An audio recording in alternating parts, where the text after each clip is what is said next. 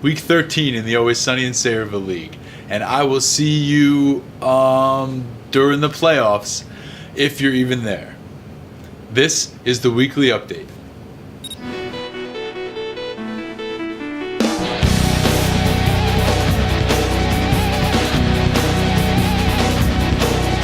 All right, Week 13 is in the books, as is the 2014 regular season.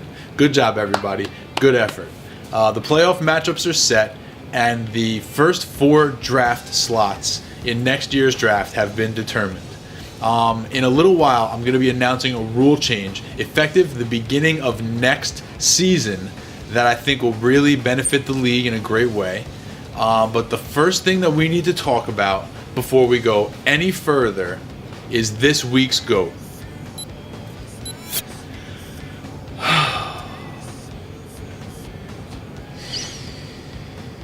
This is why I do it. These are the moments. These are the moments.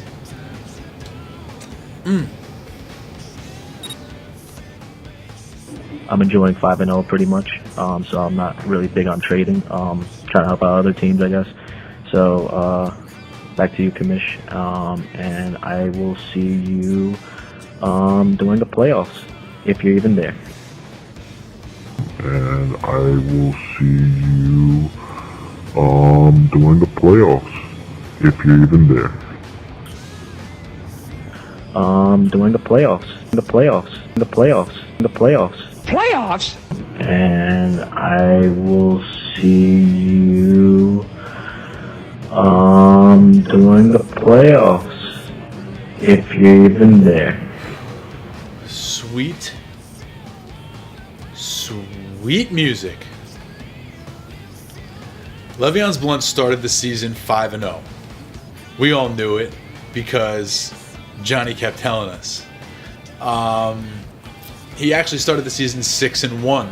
You know, he lost a game and then immediately came back in to win. 6-1, sitting pretty atop the Porter division, feeling himself. And then he lost a game. No big deal. You know, everybody loses, right? And then he lost another game, and another. 6 losses in a row later, John Ortiz is eliminated from the playoffs. He is the last team eliminated from the playoffs, closest to making it without actually making it. There's an award for that, but the playoffs are not part of the equation. Normally, I don't root for people to lose. Normally, I don't. I was rooting for John to lose this game. Because I knew that if he had lost the game, he would miss the playoffs after talking all that trash. And I knew that I would be able to do this. I will see you during the playoffs, if you're even there. And so,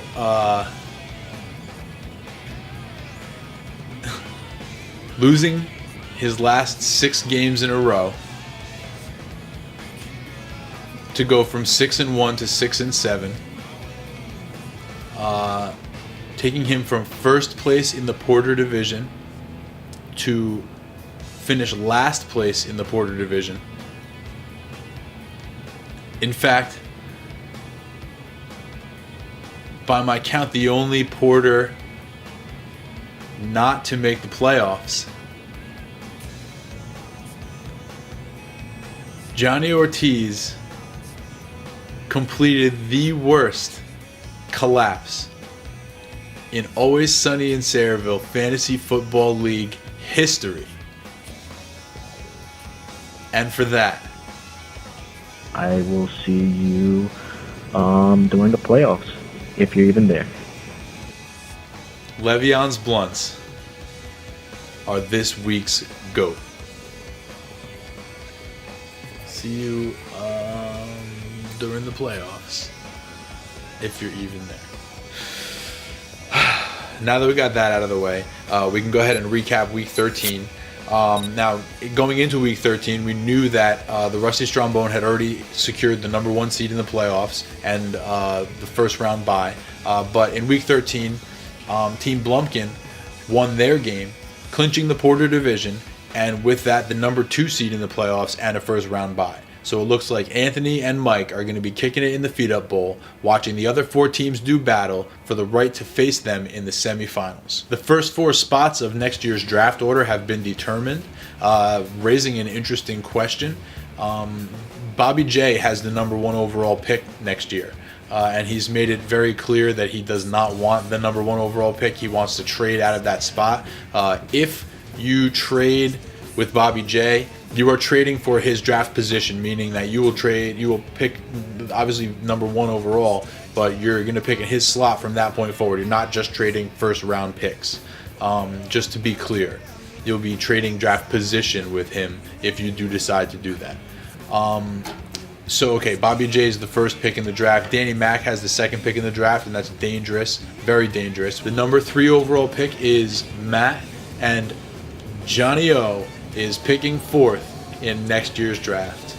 All right, now I have an announcement for next year. Now that the regular season is over, I've been doing a lot of deliberating and thinking it over and thinking about it. I looked at a lot of the scoring from this year, last year, the year before, and one thing I'm noticing is that the Always Sunny in Sayreville league scoring needs an update. The bottom line is I'm going to be changing passing touchdowns from 6 points to 4 points. Now, I know that that's a very common thing, 4 points for passing touchdown. And up until now, we had 6 points for a passing touchdown. If you look at it, there are very average quarterbacks in our league that at the end of the season have scored more than, your Demaryius Thomases and your DeMarco Murray's and your Le'Veon Bell's and these guys. If anything, it will even things out and make scoring more true across the board. But I just wanted to make that announcement now that the regular season is over.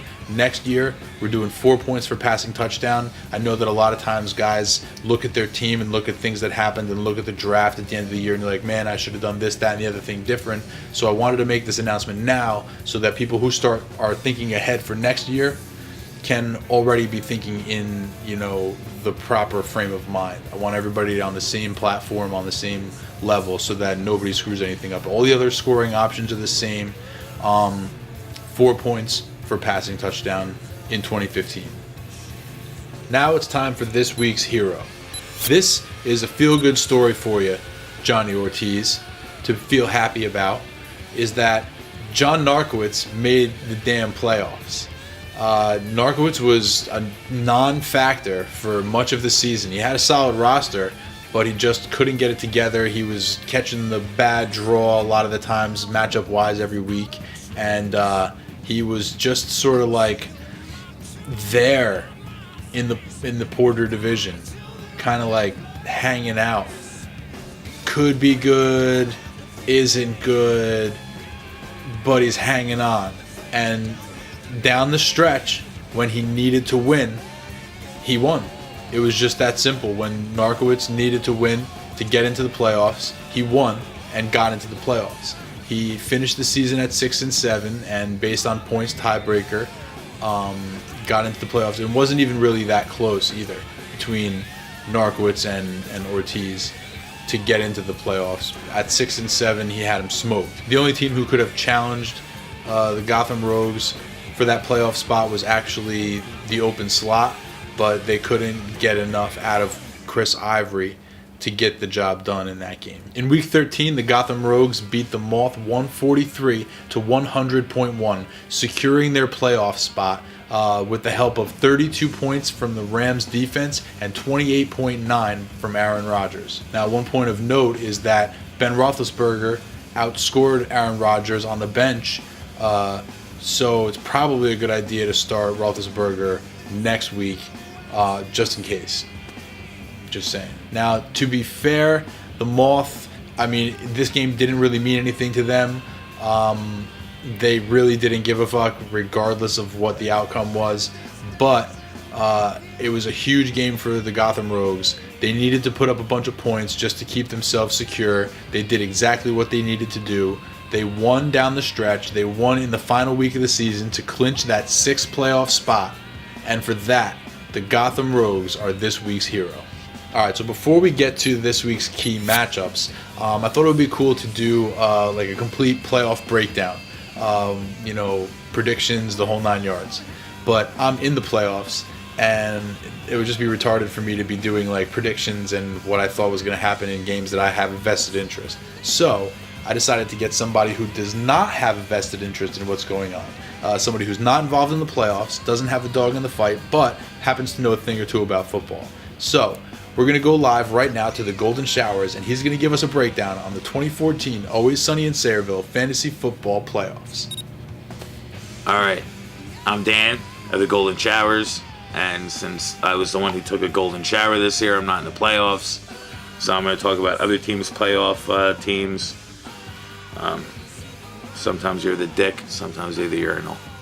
I was the urinal. Shower Hug, 3 seed versus Gotham Rogues, 6 seed. I see this as a very close matchup. I know the projections have it at 27 points with Shower Hug winning, but the defense and kicker projections are just silly, like disparity there. While Dave does have the better kicker and defense, not nearly by that much. Minnesota gets the Jets, but Detroit gets Tampa, so that might be a wash. But quarterbacks, it's tough to go wrong with Drew Brees, but if there was ever a week he's playing a better quarterback, it's probably Aaron Rodgers with the Falcons at home. So Gotham Rogues, because the very of slightest advantages there. Running back, same thing. Got to take McCoy and Forsett over Miller and Lacey. Receivers is where Shower Hugs has an advantage with Calvin and AJ Green. Both very nice matchups. Not that Cobb and Evans have, well, Evans doesn't have a great matchup. Cobb does, but again, Shower Hugs receivers a little bit stronger. Tight end's not even close. I mean, Gronk's pretty much the guy over everybody right now at tight end. Delaney Walker's nice, but he's not Rob Gronkowski. Flex, I can easily see going either way. Saints secondary isn't that good. And Carolina's a fucking disaster. So Ingram, Benjamin, coin flip. I'll take Detroit's defense over Minnesota, but only by a little bit, because like I said, Minnesota does get the Jets. No offense, Dave, I know it's your favorite team, but their offense is offensively bad. And kicker, Parkey's probably the guy over pretty much everybody. I mean, he's right up there with the new guy from New England. And while Vinatieri, I mean, Indy scores a shitload of points, so not a bad matchup. Very close. If I had to pick, I think I'd go Shower Hug, but I wouldn't be the least bit surprised if Shower Hug loses. But for my official prediction, I'll go Shower Hug. All right, now on to the 4-5 matchup. This is where it gets a little closer. Moth Toddler Fight Club. Romo versus Ryan. Ryan is on the road against Green Bay. Romo is on the road against Chicago. Chicago's secondary is horrifically bad. Like, train wreck. Only a little better than the Jets bad. But Romo scares me with the back. I don't put a lot of stock into the Thursday game because they're kind of garbage, especially when you have to play Sunday night, as much as I hate the Cowboys. So I'm still going to give Romo the edge. It's just a better matchup, even though I don't buy him being 100%. Next, we have running backs. Ellington and Murray versus Bell and not Levant. What's his name? Guy from Detroit? Joique Bell and Steven Jackson. Yeah, that's not close at all. We won't spend too much time on that. DeMarco and Ellington are better. Even with Ellington, with the hip pointer. I mean, Murray by himself might be able to outscore those two. And then you get to wide receivers, and it's the exact opposite. Sanders and Thomas, while Dez could be as good as either of them, Ronnie White just stands out as a guy that doesn't belong. So as much as an advantage as the Moth has at running back, is almost... Tyler Fight Club's got almost as big of an advantage with his receivers. Tight end, I know Jimmy Graham had 0 points last week, but he's obviously wins the matchup against Kyle Rudolph. Flex, these arguably might be the two best flexes in the playoffs. Macklin's a stud. Seattle, no Seattle. They are home. He will get thrown to. And it's for as much as people say Sanchez prefers Matthews, Macklin keeps having big games. So, can't be that true.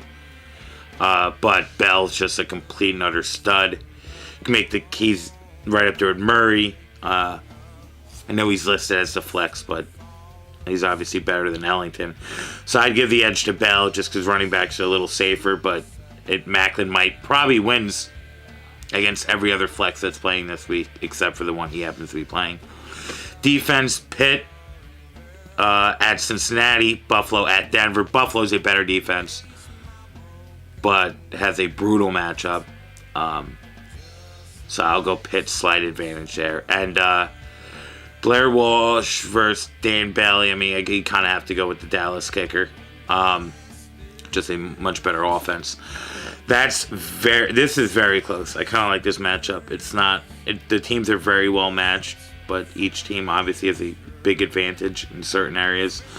It's pretty much running backs versus wide receivers, and it's tough. I think I'll go with the Moth just because I feel like running backs are slightly safer if they don't get hurt, which they haven't to this point. So I'll go Moth in a close one. All right, now for the second round. 2-seed Team Blumpkin versus the winner of Shower Hug, Gotham Rogues. Like I said, I picked the Shower Hug, but it's really almost a coin flip where if I had to pick one, I pick Shower Hug. Regardless of the winner, I picked them to beat the 2-seed. The other one, Moth and Toddler Fight Club, both have solid teams. Both very strong at either running back or wide receiver. But Rusty Strumbone did outscore everyone in the league by like 4,000 points for a reason. So obviously you have to pick that guy. And then who do I have to pick it all? Again, yeah, I don't know how you don't pick the 12-1 team that has like 12,000 points. So I'd pick Rusty Strumbone to win it all. I'd probably take the field over him, but any one team, I mean, I think it's kind of a no-brainer. So my championship game would be Rusty Strumbone versus the winner of Gotham Rogues and Shower Hug, and Rusty Strumbone winning it all. This has been the Golden Showers reporting on his predictions for the 2014 Always Sunny in Sayreville fantasy football playoffs, which he got peed on, so he's not in. And good luck to everyone that's still playing. Back to you in the studio, Dave, a.k.a. Shower Hug, a.k.a. shout out to Sandusky. Thank you very much, Danny. That was both eloquent and insightful. All right, guys. Key matchups. This is it, man. This is the playoffs. This is what it's all about. If you don't love the playoff fantasy football action, it's probably because you missed the playoffs and you're a little whiny bitch. This is the playoffs, round one. This is where the money is made. Literally, we have two enormous games. The first of which is number 3 seed Shower Hug taking on number 6 seed the Gotham Rogues. Now, the Gotham Rogues are riding a little bit of a win streak into this game, and they kind of had to.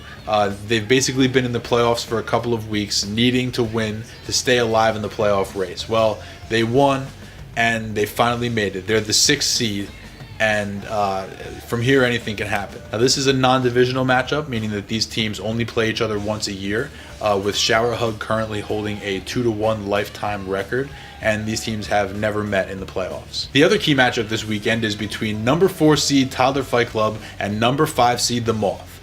Now, not a lot could have changed for these two teams based on the outcome of this past weekend.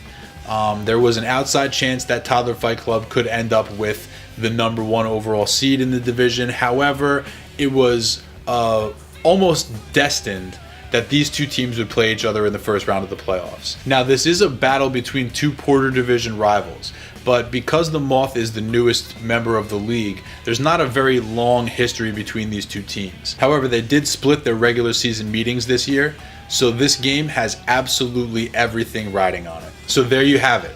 Number 3 Shower Hug taking on number 6 the Gotham Rogues, and number 4 Toddler Fight Club taking on number 5 the Moth in the first round of the 2014 Always Sunny in Sayreville Fantasy Football League playoffs. Alright, guys, Week 13 update over. Remember to set your lineups. Remember that it's do or die from here on out. And I will see you in the playoffs, where it's always sunny. If you're even there.